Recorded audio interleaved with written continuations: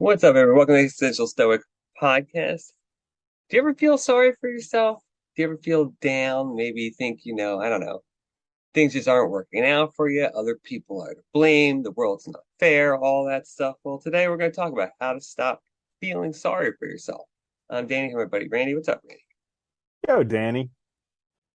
Yeah, I mean, this is something I think we all experience. Have you had any recent experiences with feeling sorry for Oh my yourself? gosh, dude, this past week I was feeling so sorry for myself.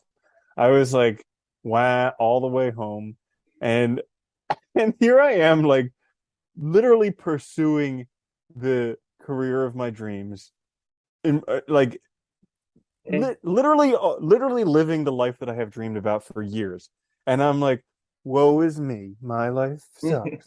Wow. Meh. And so I'm Yeah. in the middle of doing this stuff, and I'm like, man, I feel so sorry for myself. And I'm like, that would be a great episode idea. Why don't we do that? It's funny too. It's funny that you can your brain's a tricky thing too, because even when you're doing everything you want, you'll find yourself catch yourself. Like I catch myself sometimes feeling sorry for myself because I didn't start it earlier. I didn't start doing it sooner. And it's like, well, I am doing it now. So yeah, it's nothing I can do about that. But at least I'm doing it now. And it's kind of funny how even when we have everything we want, we'll interpret it a certain way or find a way to make it not right or to make ourselves feel bad about it or to, I don't, it's a weird thing that we do. I wonder why we do it. Yeah. Is it like motivation? Because that doesn't seem to be helpful. No. It's I think it is a really tough question. I don't know the answer to it because Yeah. when I was in the thick of it, it felt like I couldn't get out. And not only that, Yeah. it felt like it was going to go on forever. And I think a lot of it was actually due to me just being tired and me have gone out drinking the night before, not getting good sleep. I And do. That'll do it. Yeah. but there were so many factors that could have contributed to it. And so it may have been a big nothing, but at the same time, like in the thick of it, it was like there was no way out. It was just like, yeah, so I just felt Yeah. really That's sorry it. for myself. And yeah. Yeah. That's what sucks the most though, is once it happens, you're in it and it's just terrible.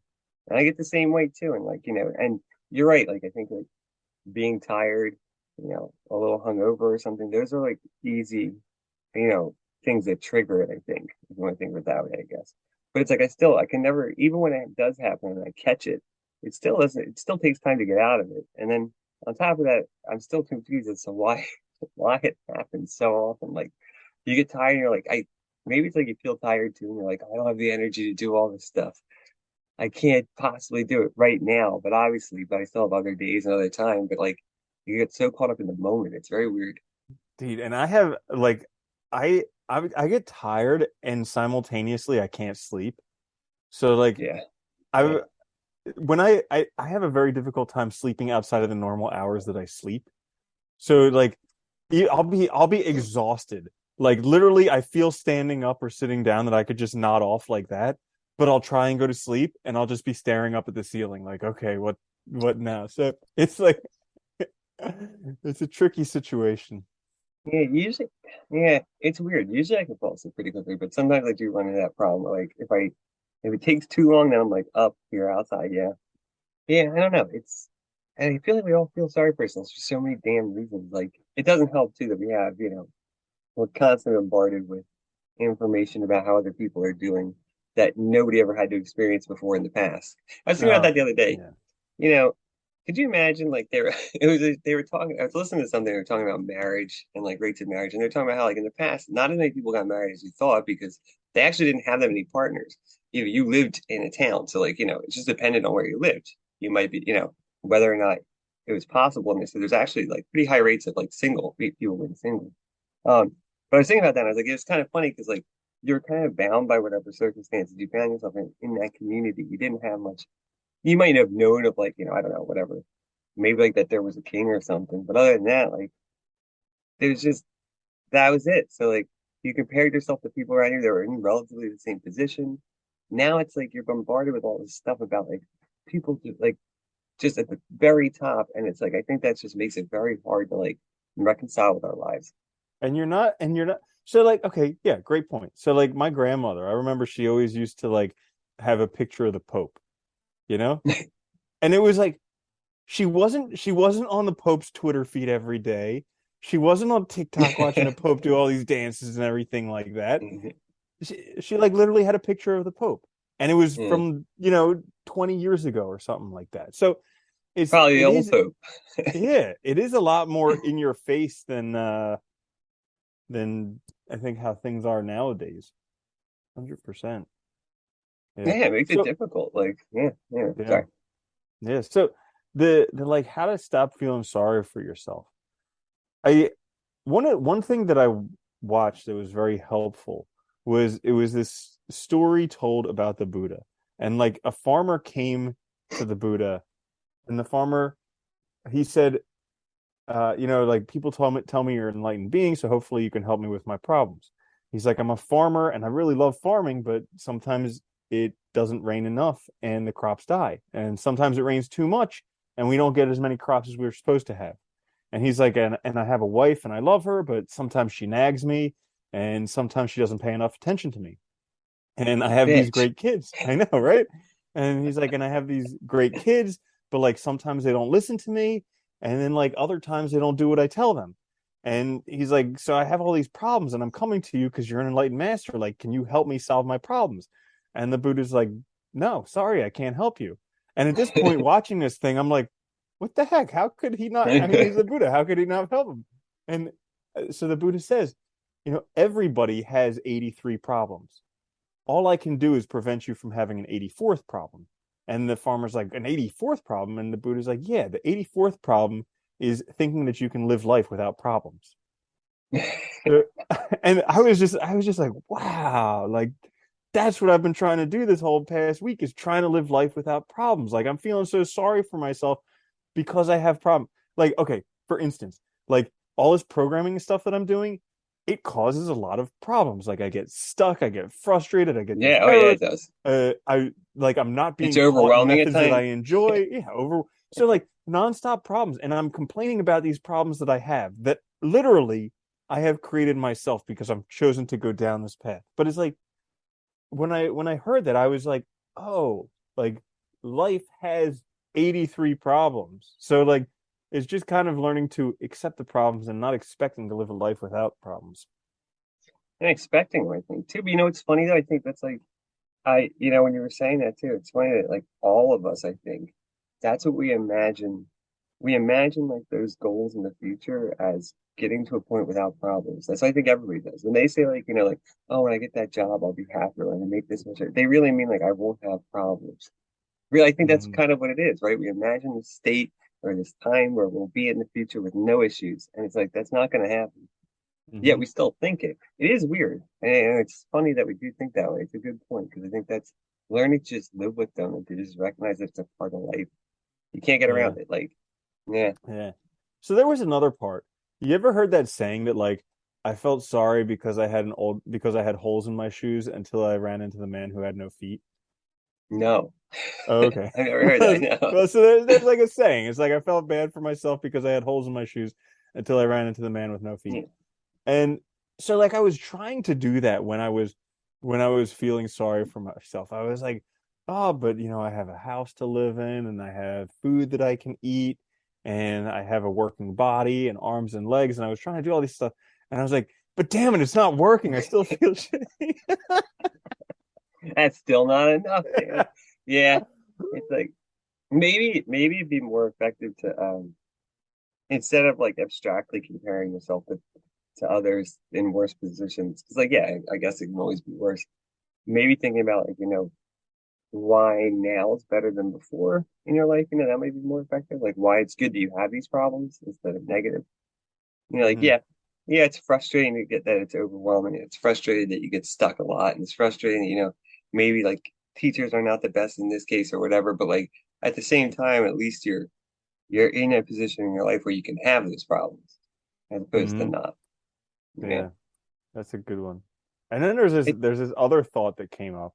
So like I'm reading this book called Loving What Is, and I told you about this last week. Really Yeah. good one, just about questioning your thoughts. And so I have this thought that comes up, and it's like a really debilitating thought. And it's kind of like remember when I had the panic attack type thing in November? I was telling Yeah, you about yeah, that. Like this was literally the thought that came up associated with this panic attack. It's that like I'm not going to be able to handle something in my future. Like the yeah, thought comes up yeah. like I'm not going to be able to handle something in my future, and then I get like really scared and contracted and just like just feel sorry for myself. So and like when you look at it rationally, do I know that's true? That's true? No. Like what's what's the track record? I'm 40 years old. I've handled everything in my life so far. Right now, I'm handling whatever's happening right now. So like, why on earth would all of a sudden I not be able to handle something in the future?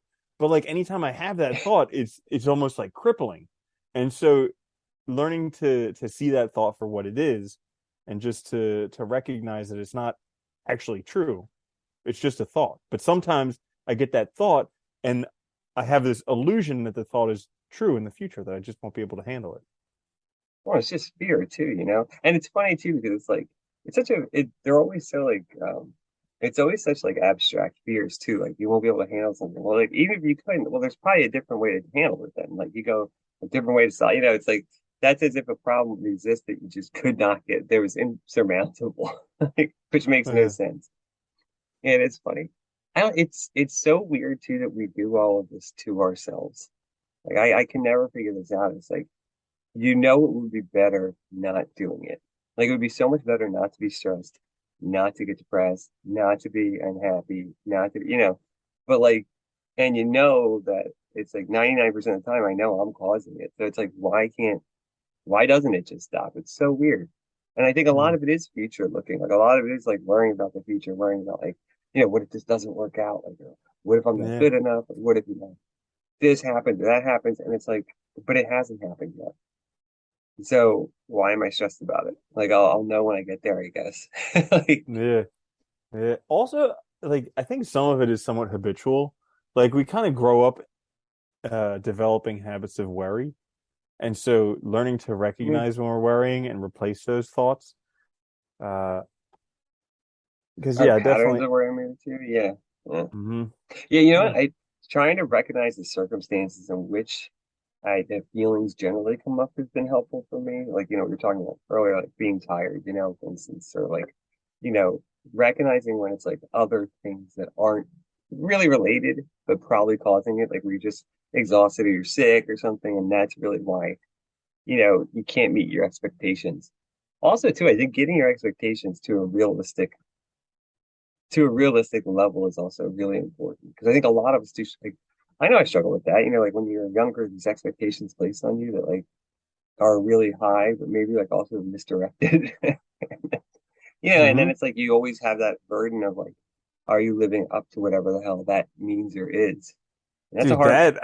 oh my gosh, that one is like the $1 million question because it's like, it's this whole thing of like, could I be an Elon Musk? Maybe I will if I just try harder. And it's like, well, maybe I'm just supposed to be exactly how I am right now. And but that yeah, that nagging question in the background, like, oh, if I just tried a little bit harder, like if I never gave up and if I just yeah. I I know hate exactly that what you're too. talking about. Yeah, because it's like, you know, you theoretically you could dedicate all of your time to one thing, but it's like, you know, at the same time, do I really want to do that? I mean, and You who know? knows? Like, we all look at we'll just use the example of Elon Musk for whatever. We all look at him as like, he's doing amazing things with his life. He's done PayPal and Tesla and SpaceX. And what if he gets to his deathbed and he's like, "Oh, I wasted all my time on this." Like, Yeah. what if he discovers on his deathbed that he really just wanted to be like an anonymous person and work a 9 to 5 job? Like, what if that's his fantasy? Or you realize that he wanted to spend more time with his kid and he could have stopped after, you know, PayPal. Yeah, I mean, like Hmm. literally, like any number of things, right? Like you're right, yeah. And I think that's the that's the scary part too. Is like I think you have to know what you want. You have to know, and that's hard because Yeah. that's how it's the only way to live without like that regret, right? Later on. Yeah. I remember it was in high school. I think there was like a poetry professor. His last name was Moran. Moran. Yeah, yeah, yeah. Moran. Oh my God. And, Yeah, I yeah, totally. Yeah, I and remember and that so name there was now. a girl who was in his class who was always talking about the golden mean. And to me, I was just, or maybe she called it the golden median. I don't remember. But whenever she said it, I was just thinking about a median in the middle of a road and just being gold. So I didn't really Oh get it, no. but like it's so funny because that literally is the answer to a lot of things, just trying to find that area, that golden mean. Yeah, Like the there was middle, right? yeah, there was a video that I saw where somebody had a tattoo that said like money dies in the end.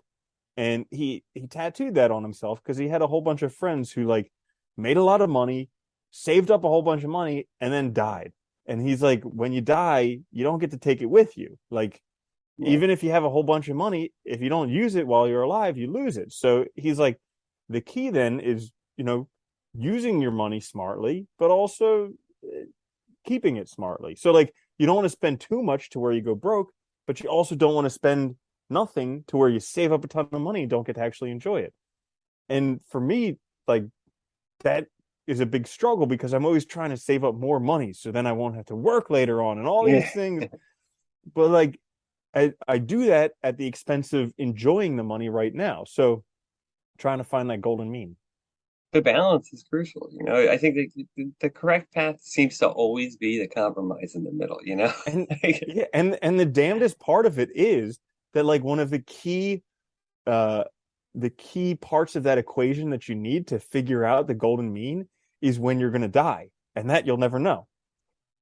Like if I knew when I was going to die, I could calculate to the day exactly how much money I could spend. But the yeah, problem is yeah. I never know when I'm going to die. So it's just like, It's meh, it's a bitch, isn't it? The unknown's very yeah, difficult. It causes a lot yeah. of problems. It's a good point though, because I think a lot of people do that too. They really and that's worrying so much about the future too, I think. But it's also worrying as if like you're not gonna, it's also like as if you're not gonna keep earning money too or something, or like Hmm. it's good to be safe and it's good to have money, Oh but like yeah. you should also enjoy it, right? Otherwise, Dude, I've it's worked hard I've to, worked for myself for a number of years, and it's so gut wrenching sometimes because you can have like such ebbs and flows in terms of income coming in. Like sometimes there's a ton and sometimes there's none, and it's just like, yeah, you never know. yeah, you don't get that consistency over time. Hmm. That's true. It's funny, like I know, like it, I think one of the hard things too with this is like, the choices we make. We talk about every time you make a choice, right? You're making a choice not to do something else. And I think that also causes a lot of struggle too, because it's like you know, we want these things, so we keep thinking like I gotta choose that because then I'll get it faster, I'll get it now. And at the same time we end up ignoring things that would either be beneficial, make us happy, whatever. And then I think it also can be isolating or it can also make us feel sorry for ourselves, make us upset because we kind of feel like we're like not getting there fast enough and we're putting all this time in. You know what I mean? Like that makes sense. Hmm. Yeah. Oh yeah, yeah, definitely. And not only what you're missing out on by making your choice, but also we don't look at like what are the downsides of our choice. You know, Yeah. what's that shit sandwich we got to eat every day? That Yeah. Oh my goodness, yeah. Like I remember when I was going to be a veterinarian. I loved animals as a kid. I loved playing with animals, and my parents we never had any pets as a kid. So like anytime I was over at my friend's house, I was just playing with their dogs and their cats and everything. And so everybody's like, "You love animals, you should be a veterinarian." I didn't realize There the you shit sandwich of being a veterinarian is that you have your finger up a dog's ass half the day and you're go. killing them the rest of the day with euthanasia. Yeah. Like I didn't realize that's the shit sandwich. And had I have known that, probably wouldn't have chosen a profession. And you're dealing with the people who are associated with them and all their emotions and stuff, which is hard. Yeah, Yeah. yeah. Yeah, it's not an easy job. Hmm. That's the other worst part too, is that that's funny. I always found that funny that we pick a job or a potential career without having any experience doing it. And it's like, Hmm. and people are like, well, pick where you love it. And it's like, well, yeah, you might like something. It doesn't mean the job's going to be good though, because some jobs like are in that area. It doesn't mean you're going to do that or get to do what you like about it. Like, what do you like about it? Because maybe That's that's, that's a great point. hard. Like especially with people living as long as they do.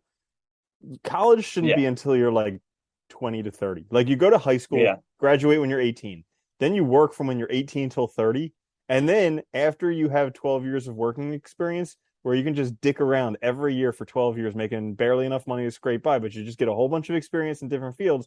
Then you know yeah, what? You're like, you know what? This I kind of enjoyed. That I was really good at. That I was terrible at. Maybe I'll just go for that. And then you have life experience that you could draw upon to actually go to college if you even need it, because yeah. most people don't need college at all. Not to mention too, like also like I think you just know yourself. You just know yourself more too. It's not like, yeah, it's dude, they were just talking about like I was just looking at something comparing the cost of college in the past to like it was like I think it was like in the 70s to now and like the relative like value of it and how long you would have to like how many hours it would require to pay back. And like it just ballooned. It's Like it's gangbusters. ridiculous. It's Yeah, gangbusters. yeah.